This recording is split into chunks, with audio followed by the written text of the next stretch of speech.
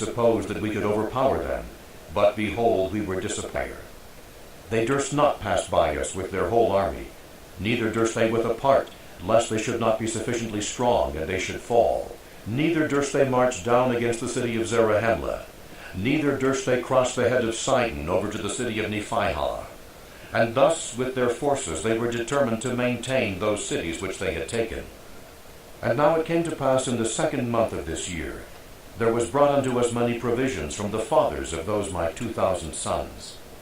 And also there were sent 2,000 men unto us from the land of Zarahemla. And thus we were prepared with 10,000 men and provisions for them, and also for their wives and their children. And the Lamanites, thus seeing our forces increase daily, and provisions arrive for our support, they began to be fearful, and began to sally forth, if it were possible, to put an end to our receiving provisions and strength. Now when we saw that the Lamanites began to grow uneasy on this wise, we were desirous to bring a stratagem into effect upon them. Therefore Antipus ordered that I should march forth with my little sons to a neighboring city, as if we were carrying provisions to a neighboring city.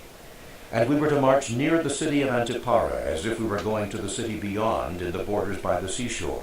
And it came to pass that we did march forth, as if with our provisions, to go to that city.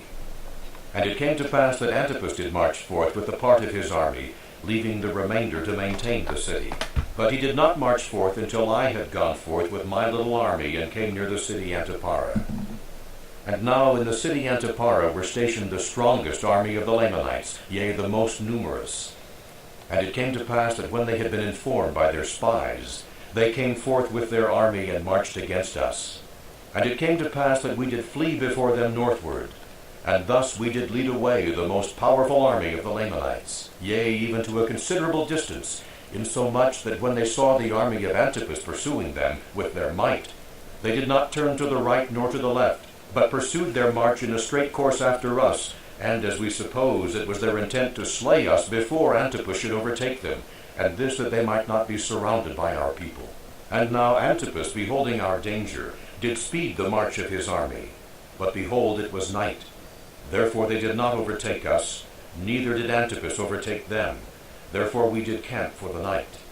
And it came to pass that before the dawn of the morning, behold, the Lamanites were pursuing us. Now we were not sufficiently strong to contend with them. Yea, I would not suffer that my little sons should fall into their hands. Therefore we did continue our march, and we took our march into the wilderness. Now they durst not turn to the right nor to the left, lest they should be surrounded. Neither would I turn to the right nor to the left, lest they should overtake me, and we could not stand against them, but be slain, and they would make their escape. And thus we did flee all that day into the wilderness, even until it was dark. And it came to pass that again, when the light of the morning came, we saw the Lamanites upon us, and we did flee before them. But it came to pass that they did not pursue us far before they halted, and it was in the morning of the 3rd day of the 7th month. And now whether they were overtaken by Antipus we knew not. But I said unto my men, Behold, we know not, but they have halted for the purpose that we should come against them, that they might catch us in their snare. Therefore, what say ye, my sons? Will ye go against them to battle?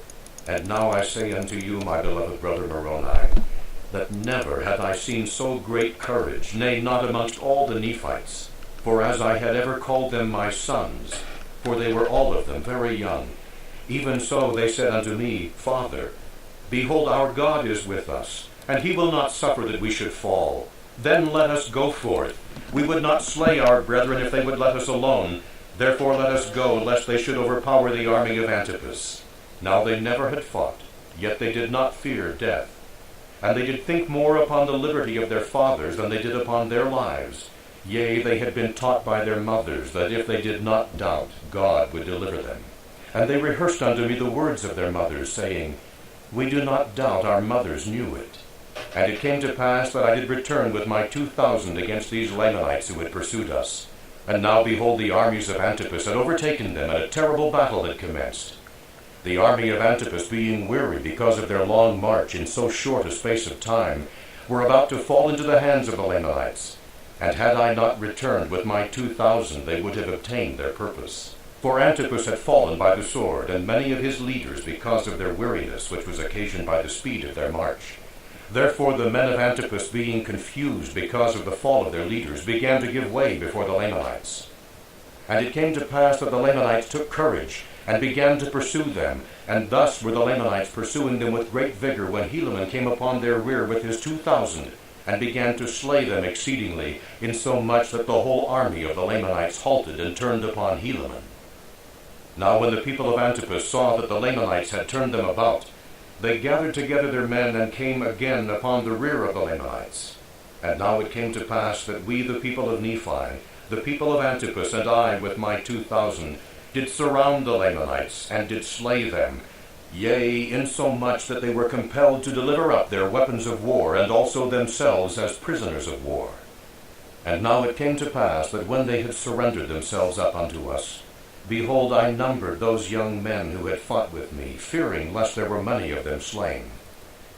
But behold, to my great joy, there had not one soul of them fallen to the earth. Yea, and they had fought as if with the strength of God. Yea, never were men known to have fought with such miraculous strength, and with such mighty power did they fall upon the Lamanites, that they did frighten them. And for this cause did the Lamanites deliver themselves up as prisoners of war.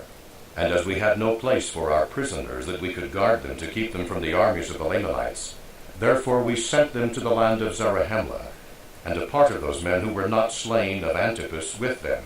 And the remainder I took, and joined them to my stripling Ammonites, and took our march back to the city of Judea. Okay, we're done. Okay, thank you for listening. Bye.